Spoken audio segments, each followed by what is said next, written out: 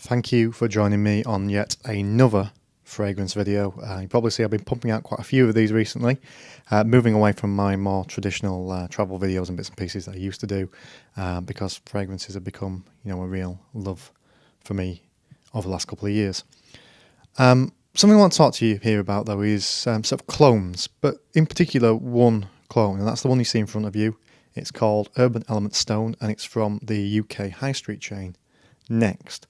Now, I wouldn't really normally advocate buying clones. I would normally say, if you can get something that smells similar and it's cheaper, like a Zara fragrance, then knock yourself out.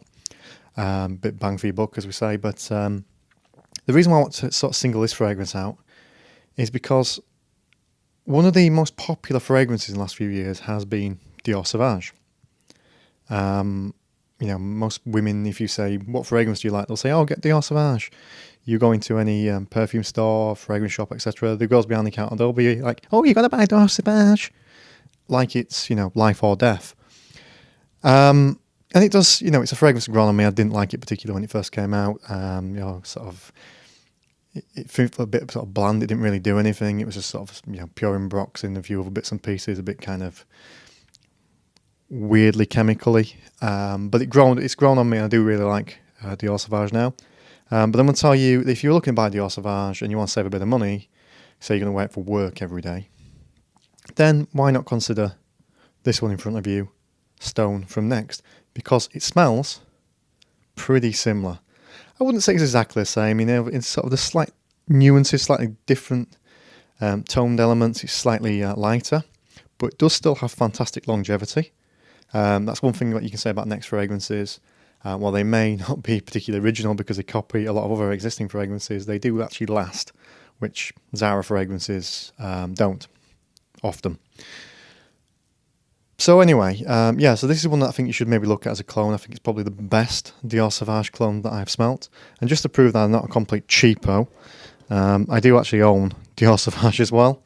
So I have been able to smell them side by side, and that's hence why I make this recommendation. Sauvage is better, but only just. And if you're talking about a fragrance at Dior Sauvage, it costs maybe 60 quid. I'm talking about Urban Element Stone, which costs 12. Well, in terms of value for money, Stone kills it stone dead.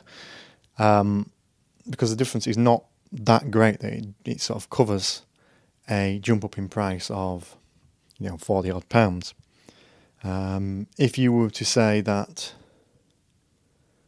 you want to look at percentages as to what it is in quality and similarity wise, well, I would say that Stone is probably around 90 to 95% of what Sauvage is.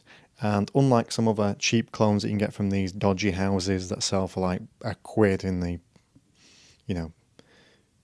crappy pound shops,